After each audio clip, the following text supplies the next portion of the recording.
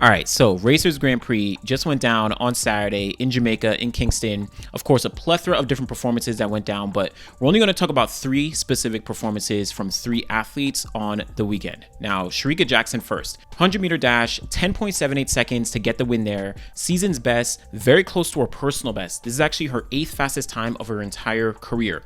Like I've been noting over the past couple of weeks, right? She's really progressing and really boding well for something that's going to be happening through the rest of the season.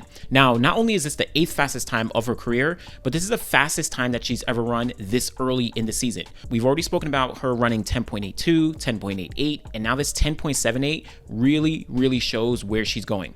Additionally, she's already really gearing up for that 200. I think she said that she's going to run the 200 at Jamaican Trials just in about a month's time, but if she's now already running 10.78, she's already run sub 22 this year. I think she is going for something huge when we get to the World Championships and later on in the season, right? She's really developing, right, her sprint speed. She's developing her start, and she already has that strength, right? We know her as a 400-meter runner before dipping into the 100 and 200. So this 10.78 just running Kingston is going to really show that she might be able to win double gold, right? 100 and 200 meters at the World Championships this year. Shelly-Ann Fraser-Pryce and Elaine Thompson-Herah seems like they might be taking off this season. Not 100% sure, but seems like both of them might be out. Aaliyah Hobbs, Sha'Carri Richardson, they both still have to make the USA team next month. And then you have Talu, who's also run 10.78 this year. So those are probably the top ladies who are really going to be challenging Shericka Jackson in the 100 meters, right? Talu, 10.78 this year. Sha'Carri Richardson, 10.76 this year. And then Aaliyah Hobbs, she's probably the most consistent American that we've seen this year as well. So definitely going to be seeing who can challenge Shericka Jackson, but she is on the path to potentially win double gold in the 100 and 200. And then also run something very fast. I think she's very much on pace to run sub 10.7 as well as sub 21.4 in the 200. So of course we're looking out for Shericka Jackson, but moving over, Noah Lyles. In the 200 meters, he put down a time of 19.67 seconds, a massive performance for him. That's actually his equal 11th fastest time of his entire career. What's really notable is this is the 15th time Lyles has run sub 19.70 seconds. Why is this notable? Well, the record before this was held by none other than Usain Bolt. Both Bolt and Lyles had run sub 19.7 14 times each. But now, Lyles kind of surpasses Bolt in terms of the statistics there. Now, we all know Bolt has the world record. He's run 19.19. He's run 19.30, right? So both those times are faster than Noah Lyles' personal best at 19.31. It was dope to see Bolt and Lyles embrace each other just after the meet, but this shows that Noah Lyles is not stopping with the consistency.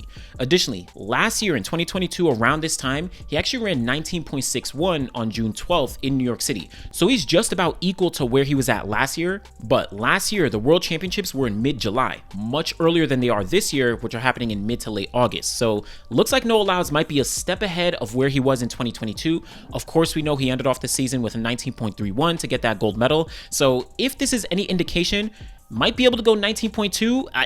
I don't know if he's going to be able to break the world record. That's a whole other discussion. 19.19 is really out there.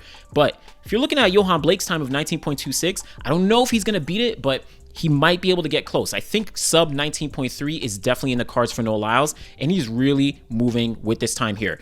Additionally, look at the rest of the field. Arian Knighton. Just on Friday, Arian Knighton ran 19.89 seconds at the Florence Diamond League. Of course, they're different athletes. It was a different competition, right? Different tracks, different all that. But just a little comparison, Noah Lyles is still ahead of Arian Knighton for the time being. Knighton, of course, has that personal best of 19.4. But outside of those two, there's very few guys who are really in the realm or in the conversation of sub 19.50 seconds. So Knighton, Lyles, those are the two really top guys right now. Of course, you have Bednarik. I think he's a little bit injured. Andre Degas, Olympic champion. Unfortunately, he hasn't been looking as good right now. And then you have a plethora of other guys, right? Dream Richards. You have, a lot of other guys who are really in the mix, but I'm looking at Noah Lyles to really potentially defend his world championship title and then again go a little bit faster than his personal best of the 19.31. Finally, Wayde Van Niekerk in that men's 400 meter dash. Now he's already run 44.17 seconds this year, so everyone was looking to see how he was either going to replicate or go a little bit faster. And in my opinion, he backed that performance up. 44.21 seconds in Kingston at the Racers Grand Prix. This is his 11th fastest performance of his entire career. Now, the 44.17, that was his 9th fastest time. So for him to have these two back-to-back performances in the 400, coming off injury that kept him out for, just about 4 or 5 years, right? Finally came back last year. He did have a really great performance at the World Championships. Almost, I think 300 meters, he was, in the mix for potentially getting a medal. Unfortunately, faded a little bit, but now he's showing that he's back to consistency. He's showing that he's back off that injury, and he's potentially going for a medal. Maybe not even just a medal, but maybe that gold medal if he's able to put things together. He's on the cusp of that sub 44-second barrier, so dipping into those 43s really puts you back into gold medal contention. Of course, the world record is probably out of reach right now, right? We're not seeing those mid to low 43-second runs that, you would need to really get there, but I think he's really back in the mix, and Wayde Van Niekerk is going to be a problem. Look at the rest of the field as well. Now, Steven Gardner, he's probably the 400-meter favorite at the moment. He hasn't actually run faster than Wayde Van Niekerk this year, but considering his pedigree, considering his consistency and what he's done the past couple years, I would say that Steven Gardner is probably still the favorite. But then you also have Karani James. If he's healthy, then he is always going to be in the mix. Norman, he's injured right now. He had to pull out of a couple meets. Not exactly sure, what his status is. He's probably going to stick to the 400. I know he wanted to transition to the 100, but, injury setbacks are, probably going to change the plans. We'll see what happens with him though. But then you have a plethora of other guys, right? Samu Konga from Zambia, Bailey from Jamaica, Ndori from Botswana. And then the American guys, right? You have Godwin, you have Willie, you have Champion Allison. So there's a lot of guys who are in the conversation for a medal. But with these performances, that 44.17 and now 44.21, Wayde Van Niekerk just inserted himself back into that conversation. So the questions still remain. Can Wayde Van Niekerk actually get back on the 400-meter podium, maybe even win gold at the World Championships? What about Noah Lyles? Can he defend his World Championship title and maybe even surpass his personal best of 19.31?